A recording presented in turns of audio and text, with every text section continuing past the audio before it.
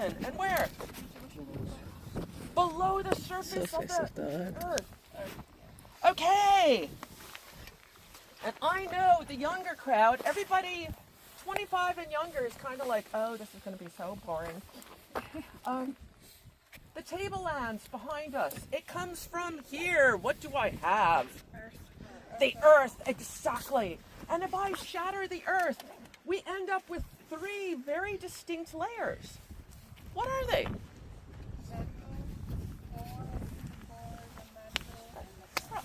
Yeah, everybody got it. We live on the hard and cold crust.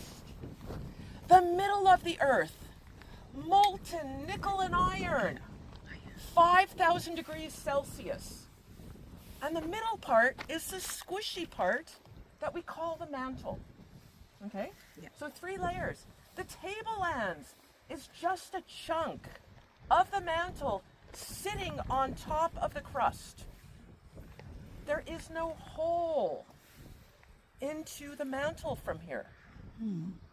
So if you don't have a hole, how do you get the outside, the inside onto the outside? When it breaks. Tectonic plate collision. Plate tectonics, exactly.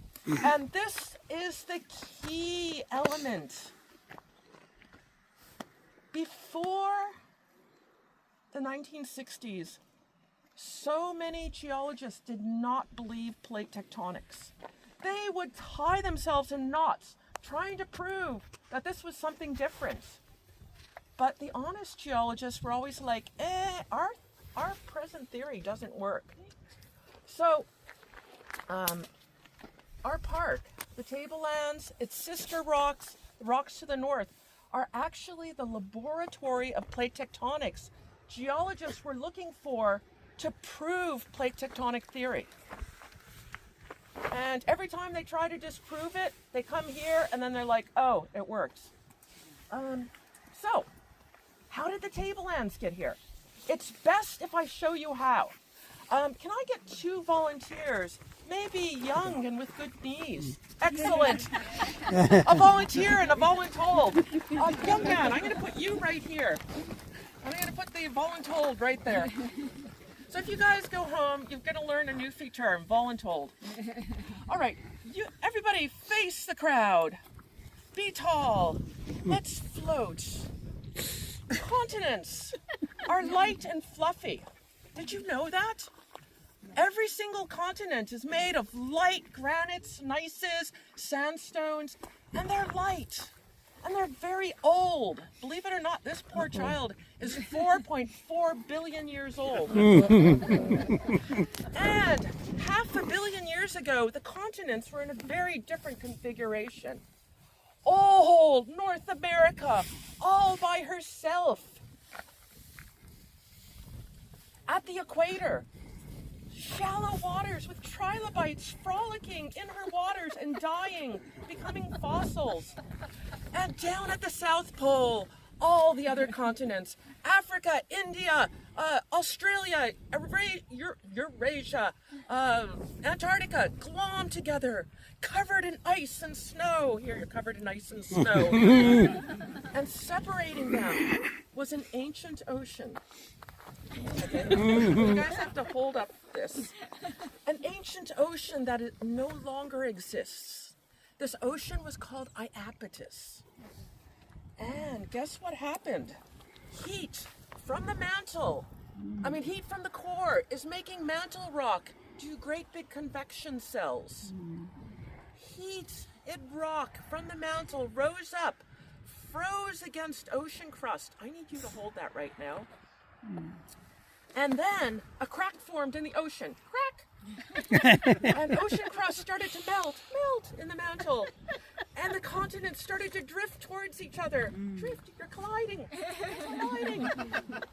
Ocean rock and fossils. Mantle rock bulldozed with ocean crust. I should have done this the other way. And the rocks were bulldozed on top of North America. And you need to collide completely. And then you have to make mountain arms. Okay, mountains were thrust up. Great tall mountains.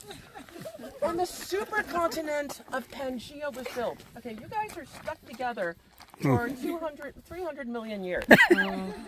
And so for 300 million years, Pangaea existed. The tall mountains that were here as high as the Alps started to shrink. Shrink. And okay, young lady, I'm going to ask you to hold on to these rocks. And like all siblings stuck together in a car too long, a fight started. She likes that. Earthquakes! And then a new ocean crust was formed as he drifted off to university or boarding school. I don't know. Are we sending him to military camp? I don't know. And off Africa and Europe drifted, forming the Atlantic Ocean. And you're still going. You've got 6,000 more kilometers to go. But here on North America, calmly doing nothing, erosion continued. Erode!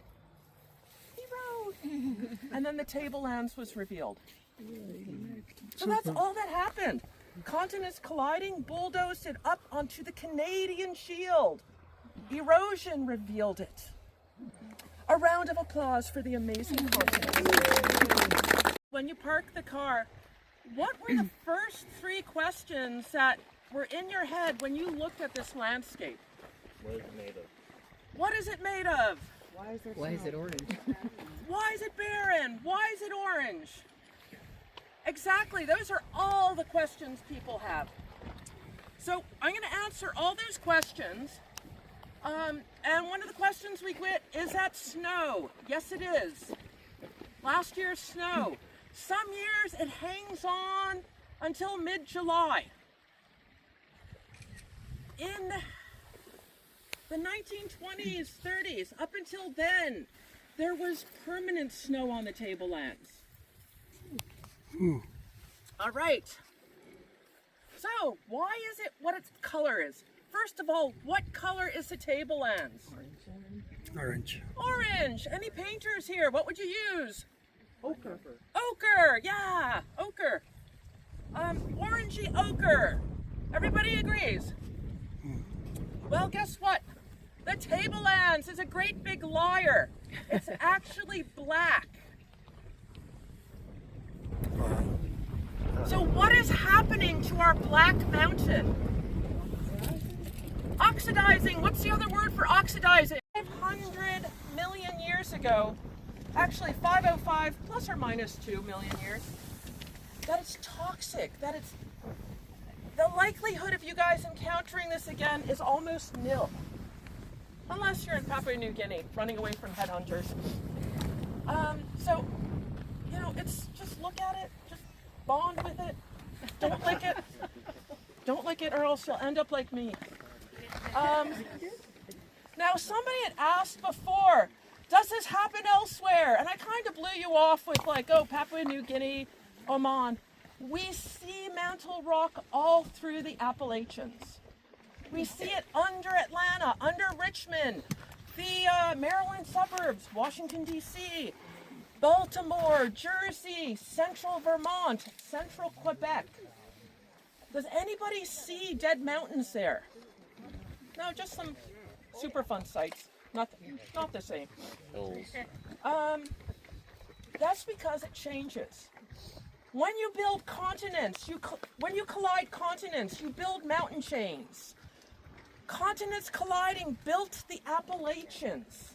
Incredible heat and pressure will change the mantle rock to different rocks. And believe it or not, you guys already know what those rocks are.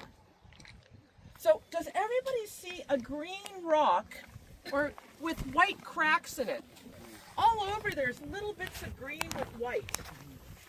All right, if you're walking through the woods and you saw an animal slither away that had a scale like that, what would that animal be? Snake. What's the other word for snake? Serpent. Serpent.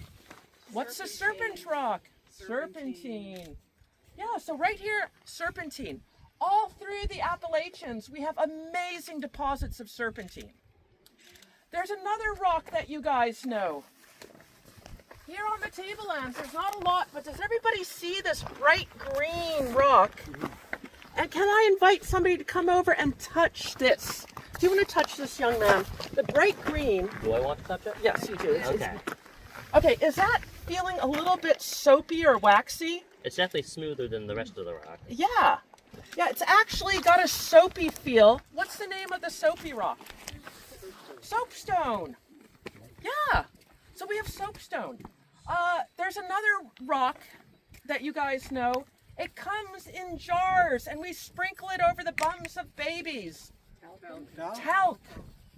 Talc was originally peridotite, but it changed as well during mountain building. And the final one, if you're my age, maybe younger, went to a bad school system, you might remember taking your pencils and driving them into insulation and pulling out hairy rock. That is an insulator. Asbestos. Okay. So all through the Appalachians, we have talc, we have soapstone, we have asbestos, and that used to be mantle rock. That the tablelands did not change is the amazing thing. And I'm not going to tell you because I could go on for hours. So I just want you guys to realize this is very rare. It normally metamorphoses, and this is only one of the reasons we have our UNESCO World Heritage Site designation. Now, this is all I have to say about rocks on the tablelands. We're done. You have a question? I do. So do they know why these rocks didn't metamorphose? You know what? The prevailing thought right now is that the subduction zone was actually only at Deer Lake. So this hot rock came up very thick, and it was so hot, it was doing the metamorphism around it. And there's now a snail trail track of metamorphosed rock following the tablelands and our sister mountains as they were bulldozed up and over into place.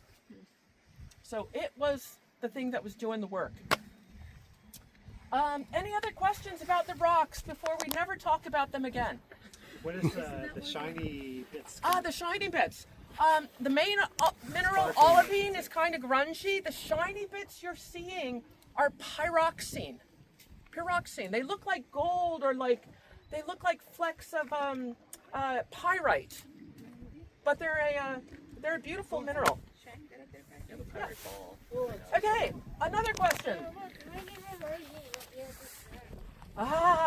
That is in stop number 3. Tablelands. Do you all see plant communities growing on the tablelands? What are their shapes? Just don't answer anything, just think about it. And what are they associated with? Does there seem to be a pattern? Does there seem to be something controlling how those plant communities are growing?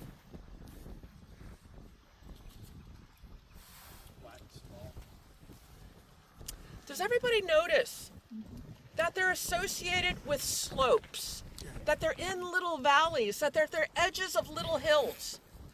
One thing we have every day on the tablelands is wind. And wind is blowing organic material, leaves, dirt, sometimes moose and wardens.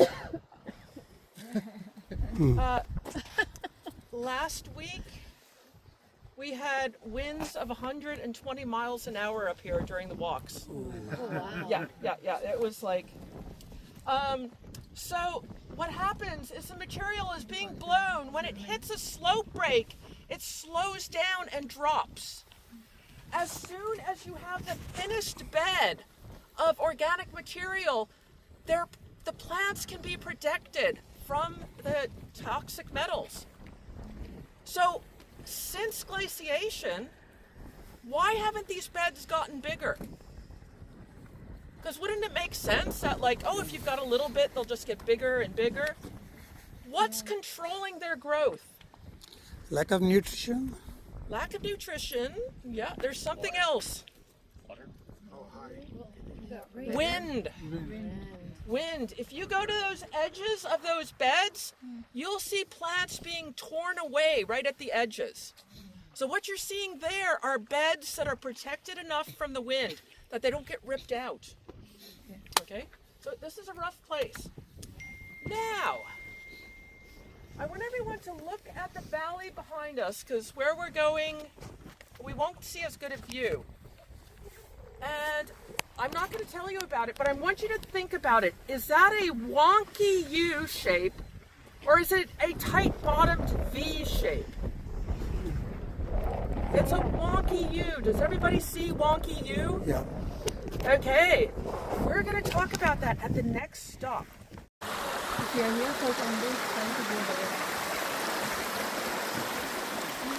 Starkest Elementary School. What makes U-shaped valleys? Glacier. Glaciers! Okay, every Canadian who missed that one, you're getting deported. Out of here. Now, yes, glaciers make all the U-shaped valleys of Canada and anywhere on the planet. So, about 10,000 years ago, there was a big glacial ice source in central Newfoundland, and it flowed this way, and it took a sharp right, and it went out to the Gulf of St. Lawrence. And what glaciers do, I'm just going to scrape my toe, is glaciers scrape and scrape and scrape, and they end up making a U-shaped hill at the end, a terminal moraine. So there's a whole bunch of terminal moraines in the Gulf. And those are the reason why people settled here. Because an underwater hill in the Gulf of St. Lawrence is good for what? Fish, codfish. So the oldest villages were always right on the edge of the terminal moraine, where the codfish were. And then on the side, we have what we call lateral moraines. Does everybody, the light's not quite good, but can you see two terraces? Those are two lateral moraines from little glaciers that flowed towards the Gulf of St. Lawrence.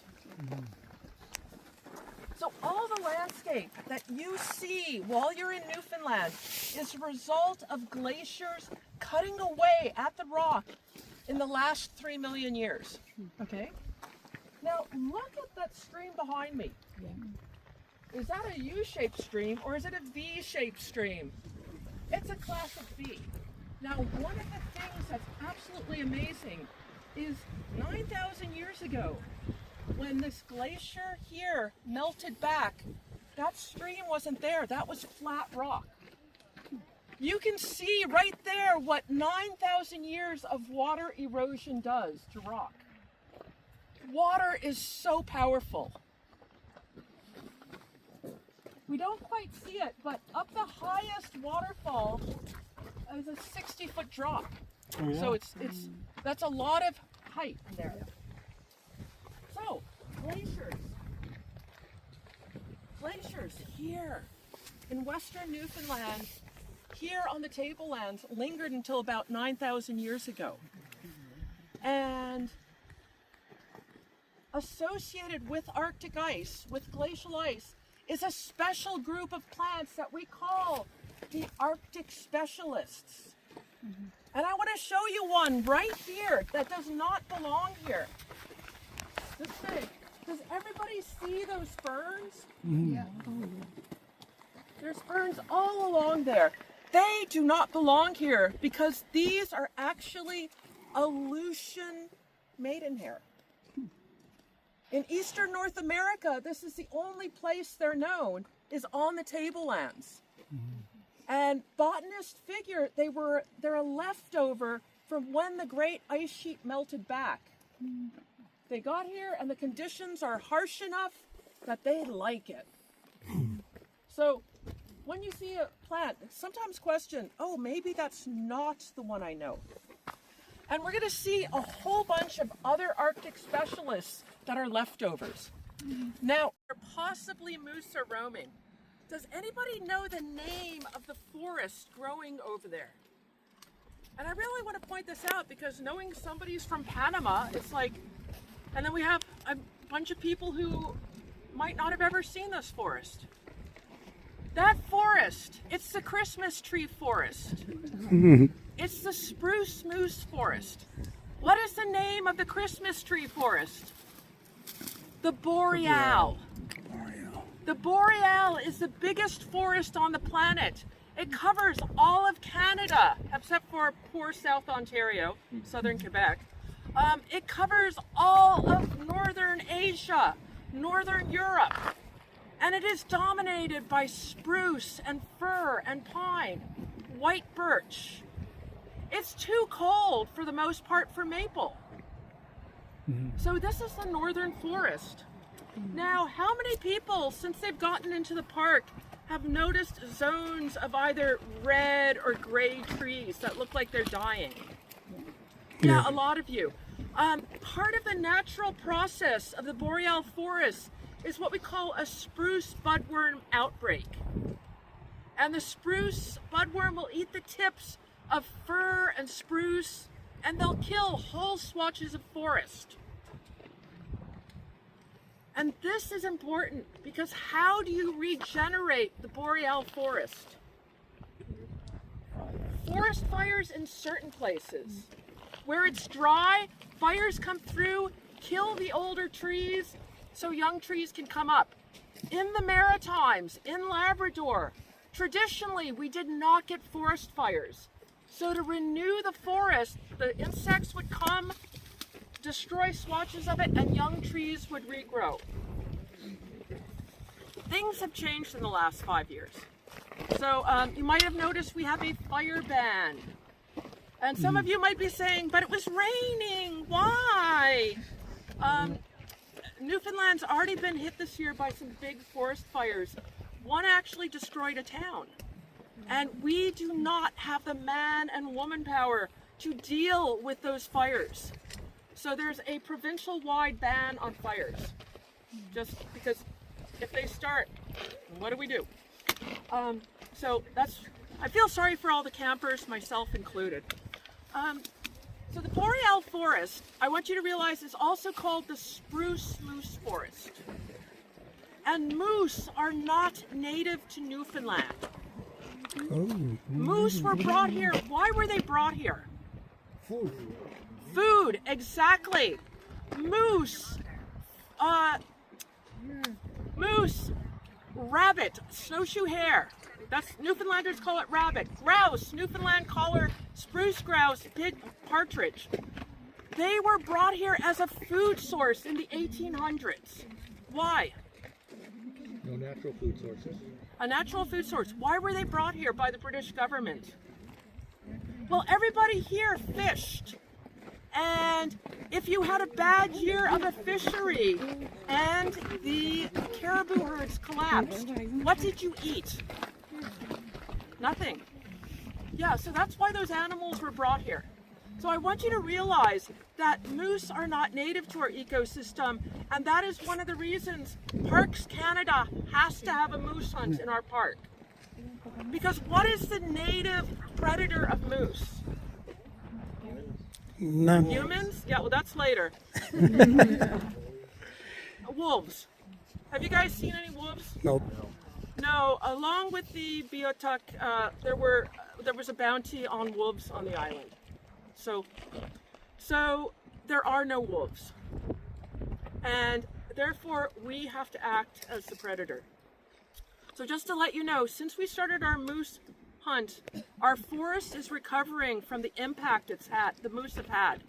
And we're starting to see an amazing regrowth, a return of birds that we had thought had lost. So sometimes a hunt is a good thing in a park.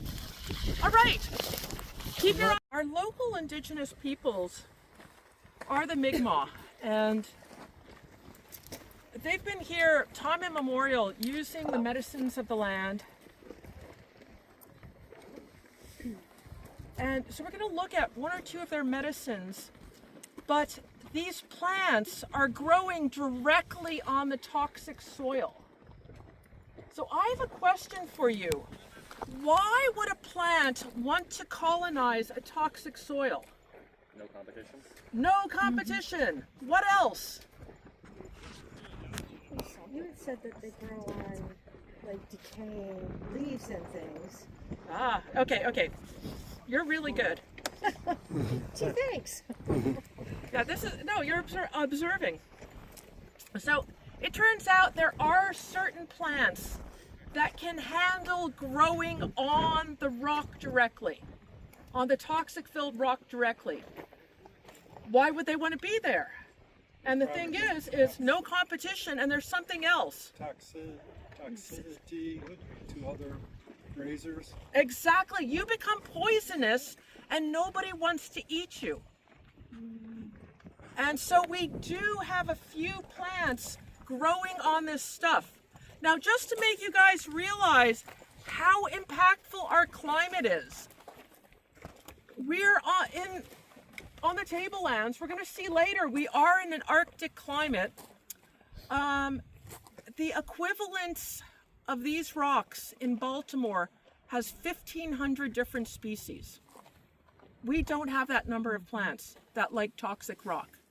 So climate plays in a humongous part to a plant.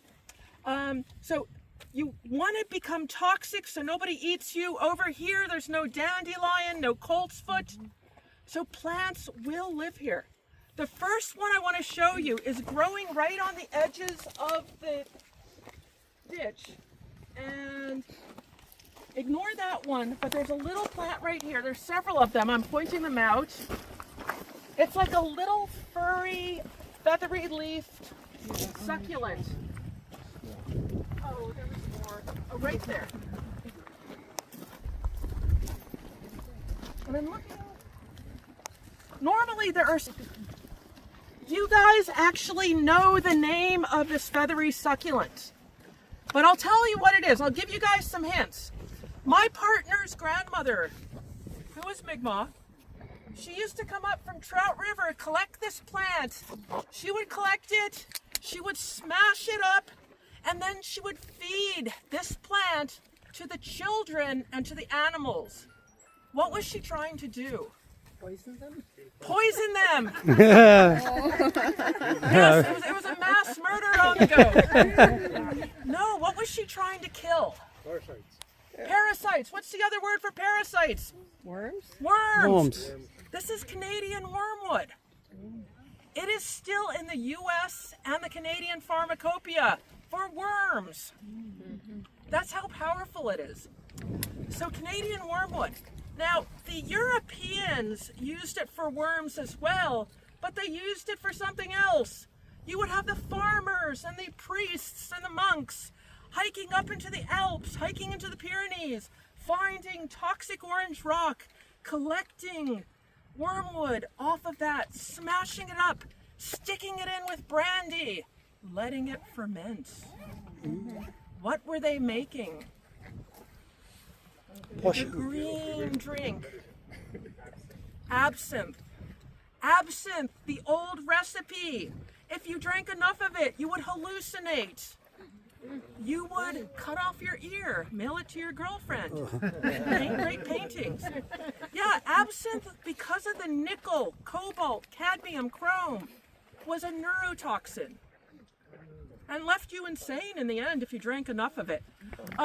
They now make absinthe, but the rule is you cannot grow on peridotite. You can grow your wormwood on limestone. So you can still get the flavor, the color, but you're not getting the high. I invite you to get down and touch them. What do they feel like? Does anybody see any other green lumps anywhere? Yeah. Do you know, I can grab your hair. Feels like astroturf, but it is a moss. It's called moss campion. And moss campion is an Arctic flower.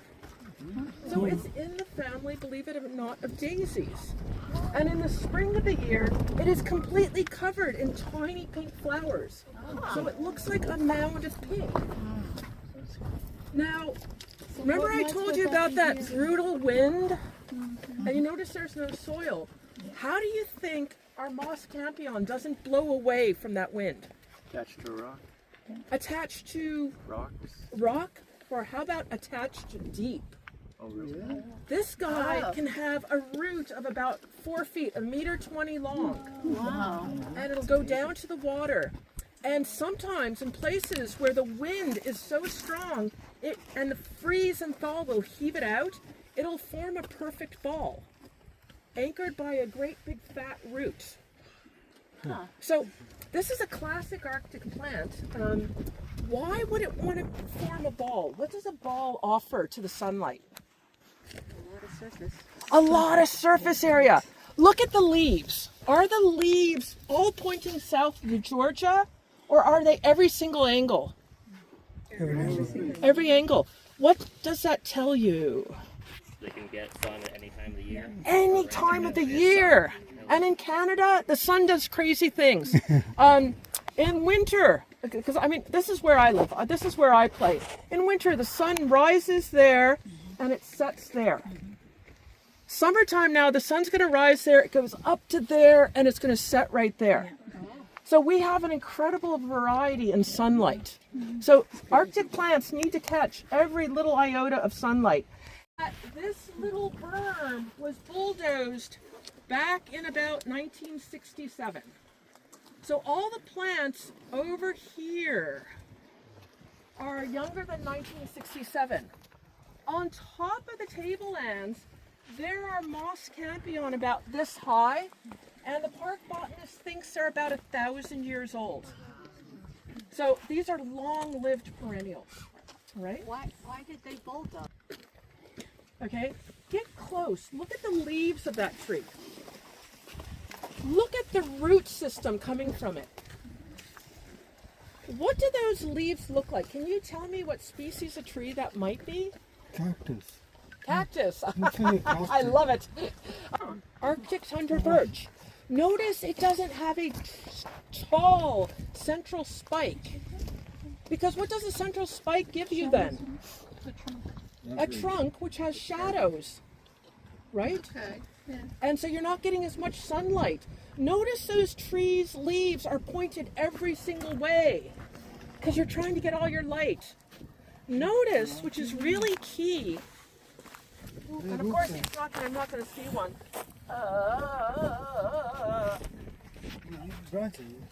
Normally it's catkins or sticky strategies of an Arctic plant, and as well, notice the trunk. I mean, and the roots. They just keep going. Sometimes when this is eroded out, you can see the roots up there. This plant started up there, and with freeze and thaw, it's been pushed down, and the long roots hold it from being blown away.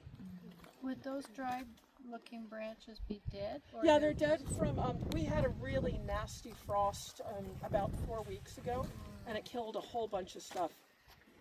Yeah. These are Arctic alpine plants that we call alpine campion. If you're from the Rockies, you might know them in British Columbia, Colorado. They'll be this tall and the leaves will be fatter. Why do you think they're so miserable looking here? Miserable elements. Lack of nutrients, harsh conditions. Okay, so Arctic alpine flower. All right, here we have another one, and hopefully we'll see more. Does everybody see what looks like a chive? There's a little pink chive right there, but it's not a chive. Here we have another circumpolar plant called Labrador sea thrift. And it's found around the Arctic ice in places like Siberia and Svalbard. So what we're seeing is hyperaccumulators that like to come in a circle around me like this. But no. Just don't step on the plants. This little clump, that little clump, there's a clump there. They're really, really grungy and sad. Does everybody see them? Yeah. Okay, this is the ultimate, there's another one right there, and it still has flowers. Right here. This is the ultimate hyperaccumulator. If you have a Superfund site, an extremely polluted site, full of nickel, how do you get nickel out of your polluted site? Well, one of the main ways, or one of the complementary ways, is you do something called phytoremediation, cleaning up with plants. And this is the star of the tablelands, serpentine sandwort. Get down and look close. Do you guys see the serpentine sandwort is still holding its leaves. Does everybody see that? There's little dead needles that are holding on to. Now, where is it? Okay, everybody look at the berm over there. Do you see a bright green plant? Yeah, that's common juniper. Serpentine sandwort sucks up 46,000 times the amount of iron as that plant. Wow. It takes up 26,000 times the amount of aluminum. Where does it put it? 9,000 times the amount of copper and 7,000 times the amount of nickel. This plant loves metals. This one. And when you absorb the metals, where do you put it? Good question. Into your leaves. Now, if you've sucked up all that metal, you become toxic, right? And then, if you let go of your leaves, what happens? It spreads. You repollute. So, a plant that holds onto its leaves is the perfect plant for plant phytoremediation, for cleaning up toxic sites. So, in places like Sudbury, the nickel mines of North Ontario, in Superfund sites in the United States, this plant is planted. It gets big and bushy. People ride along then on their ATVs. They yank them out of the ground. They put them into metal containers and seal those up and send them wherever they go. Hopefully not your neighborhood. Are the rings of stone that tell us there was permafrost here not too long ago. When the park was established in 1973, up on those highlands there was still permafrost. And so we're seeing what we call frost polygons. And we're seeing high Arctic plants. Right here there's an azalea-like plant, right there another azalea-like plant. This is Arctic azaleas. They would have flowered about a month ago. And then here is a little willow tree that we associate with the almost permanent snowbeds of the high tablelands, the high hills up there. So Arctic willow. So all the species you see, every single last one is an Arctic species. Now I have a question for you. Feel the gray wool moss, where it's wet and where it's dry. Tell people what you're feeling. Oh, it's really hard and then it's soft. Yeah, it's soft, it's moist. One of the key things about gray wool moss, go utterly silent.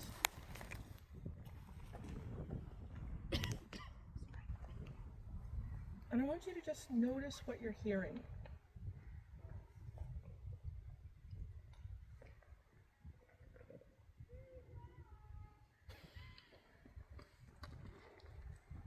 Except for a little bit of voices of people, in Grossmorn you can encounter silence. And I know you all have really busy, successful, dynamic lives. And I'm going to invite you, while you're in our park, while you're in Newfoundland, to find the silent places, to revel in them. Silence is something we've lost in our modern world. And silence is restorative. So if I can invite you while you're on vacation, every day, just try to check in with sound and silence. Now, behind me, we have a whole other ecosystem. Sadly, time on this walk does not allow me to cover all the ecosystems on the tablelands. Despite it being a toxic landscape, we have 6 very distinct ecosystems. We've looked at hyperaccumulators, we've looked at some Arctic alpine. I kind of ignored the roadbed. Now we are going to look at what most of Newfoundland is, bogs and fens. Now, does anybody know the difference between a bog and a fen? One's moving, one's not. One's moving and one's not. Excellent. A bog and a fen are dominated by sphagnum moss, and one is moving and one is not. A bog, the only way it gets nutrients is from the sky, either wind or rain. A fen has a slight angle, so water is trickling through. You've got your sphagnum moss, but you have more diversity of plants. Does everybody see these grasses? We've got some Arctic cotton grass. Look at all those little cotton grasses. That's an Arctic grass as well. There's long ones without grass. They have no edges. Those are sedges.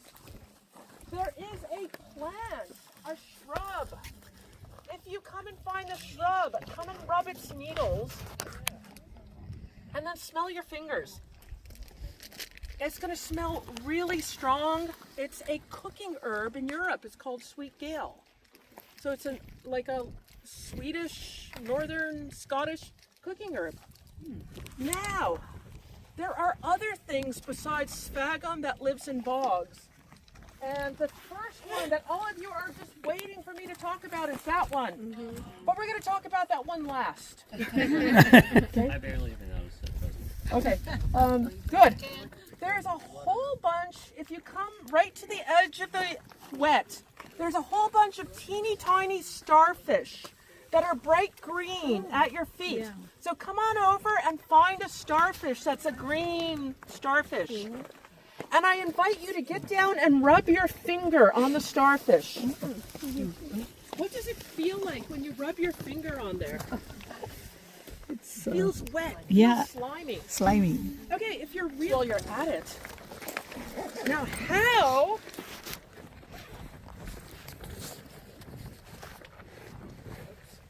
Oops. The pitcher plant. What is the pitcher plant named after? Pitcher of water. A pitcher of water. So for everybody, centipedes. And when centipedes die, they fill the cups with bright red blood. Okay, reach in. What might you find here? More centipedes. I don't know. Okay. Reach in. It's plastic. Live worms. Show everybody how that's jiggling. Yes, there are live larvae. And then you need to grab the most important one. Please. The ants. The pitcher plants are filled with thousands of dead ants. And the larvae that are alive, they eat.